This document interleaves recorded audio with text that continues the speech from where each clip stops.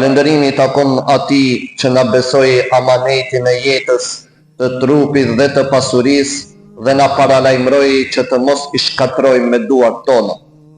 E falenderojmë që na tregoi rrugën e ruajtjes së vetes dhe na ndaloi nga çdo gjë që na dëmton, edhe kur ne e dëshirojmë atë. Salavat dhe selamet qofshin mbi të dërguarin ton Muhammedin sallallahu alaihi wasallam, i cili na mësoi se për çdo mirësi do të japim llogari, për jetën si e kaluam, për trupin si e përdorëm dhe për pasurinë ku e harxuam. Të dashur vëllezër, xhamati i vlerësuar, tema të cilën sot do ta shtjellojmë është amaneti që po e djegim me duart tona. Ku e harxove pasurinë tënde, si e përdore trupin tënd. Këto janë pyetjet që nuk presin përgjigje me fjalë, këto janë pyetjet që kërkojnë jetë si përgjigje. Muhamedi sallallahu alaihi wasallam ka thënë, njeriu nuk do të lëvizë nga vendi i tij derisa të pyetet për jetën e tij ku e kaloi, për rininë e tij si e shpenzoi, për pasurinë e tij si e fitoi dhe ku e harxhoi, dhe për trupin e tij si e përdori. Prandaj, Islami nuk është vetëm një fe që na mëson si të falemi, por është një udhëheqës që na mëson si të jetojmë. Ai na mëson se jeta nuk është pronë jona, por amanet. Mendja nuk është për ta mjegulluar, por për ta ndriçuar. Trupi nuk është për ta shkatruar, por për ta ruajtur. Pasuria nuk është për ta djegur, por për ta përdorur në të mirë. Allahu xhalla shanuhu wa xhalla jalaluhu thot: mos e hidhni veten tuaj në shkatrim.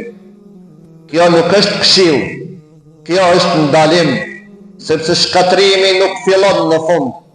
Shkatrimi fillon kur e quan të vogël atë që të dëmton. Të dashur vëllezër, Allahu xhalla shanuhu wa xhalla jalaluhu nuk ka ndaluar asgjë pa arsye. Ai ka ndaluar atë që të dëmton, edhe kur ti mendon se të kënaq, sepse jo çdo kënaqësi është mirësi dhe jo çdo ndalim është kufizim. Nganjëherë ndalimi është shpëtim. Shikoj njeriu që bie në robrinë e zakoneve të këqija. Ai nuk e humb vetëm shëndetin, por e humb edhe qetësinë, edhe dinjitetin, edhe rrugën. Ai shpenzon atë që duhet ta ruaj dhe shkatron atë që duhet ta ndërtoj. Prandaj, pyetja nuk është a është kjo e ndaluar, por apo e ruaj amanetin që Allahu xhalla shanuhu na ka dhënë. Sepse i mençuri nuk e mat jetën me kënaqësitë e momentit, por me pasojën e përjetshme. Njeriu i sotëm nuk përshkatrohet nga ajo që nuk e di, por nga ajo që e di dhe prapë e bën. Duhani, cigaria, duket e vogël, por pasoja e tij është e madhe. Nuk të rrezon me njëherë, por të merr çdo ditë nga pak. Nuk të vret me njëherë, por të mëson si të vdesësh nga dalë. Ai që e ndes cigarën, në të vërtetë ndes një zjarr brenda vetes. Nuk e dëmton vetëm trupin e tij, por helmon ajrin që thith fëmia e tij, që thith gruaja e tij, që thith shoku i tij. Dhe kështu, mëkati nuk mbetet vetëm tek ai, por përhapet në heshtje tek të tjerët. Muhamedi sallallahu alaihi wasallam ka thënë, nuk ka dëm dhe nuk ka kthim të dëmit. E çfarë dëmi është më i qartë se ai që e fut njeriu vetë në trupin e tij? Dëgjoni këtë ndodhi. Një burr kishte vite që u mirte me duhan. Mjeku i tha, nëse nuk e lë, nuk ke shumë kohë. Ai u kthye në shtëpi, mori paketën e pa dhe tha, vetëm edhe këtë, vetëm edhe kjo, pastaj do ta lë. Por çdo edhe kjo e shtinte fundin më afër. Pak ditë më vonë, ai luftonte për frymën e tij.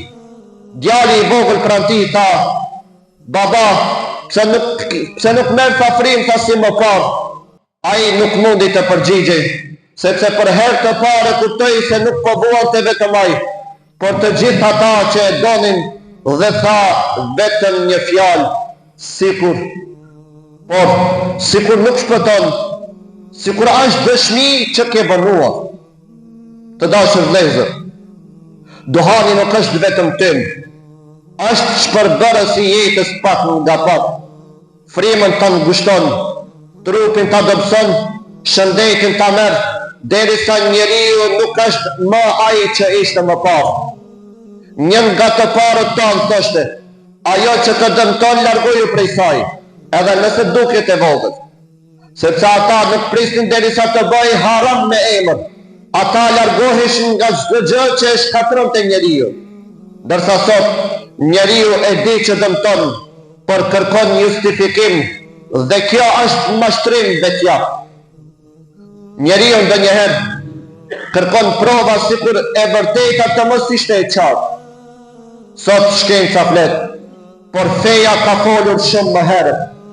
Ajo që sot vërtetohet, dje ishte paralajmëruar, sepse kufi që Allahu xhalla shanuhu wa xhalla xhelalu ka vendosur janë për të ruajtur, jo për të kufizuar.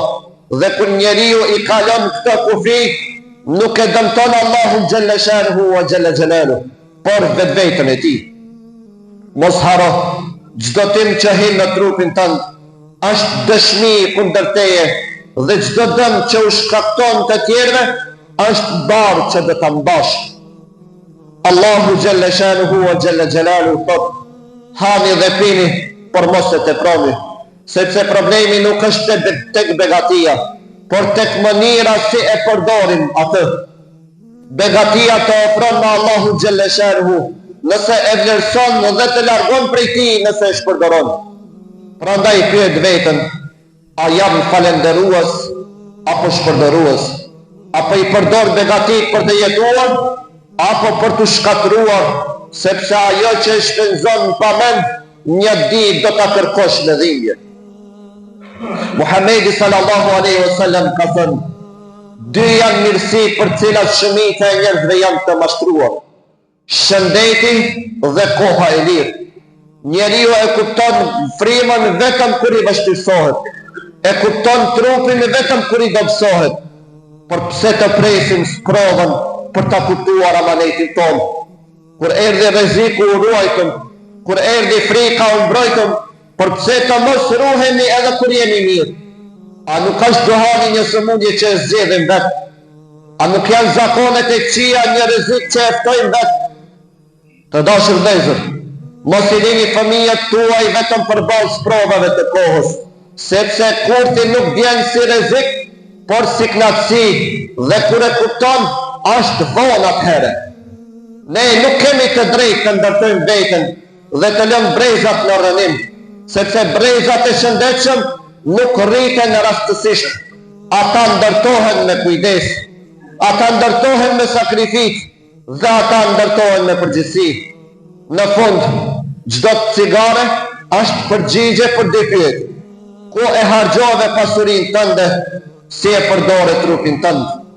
Prandaj, para se të vijë dita kur nuk ka kthim, lëre atë që të dëmton, lëre atë që të dobëson, lëre atë që të largon nga vetja dhe nga Zoti yt, sepse ai që mund ta ndezë një cigare, mund edhe ta fikë atë për gjithmonë. Lutemi Allahu të madhruar të na jap forcë mbi vetveten tonë, të na bëjë prej atyre që e ruajnë amanetin dhe të na largojnë nga çdo gjë që shkatron trupin, pasurinë dhe jetën tonë. Amin. Wa akhiru da'wana wa alhamdulillahi rabbil alamin.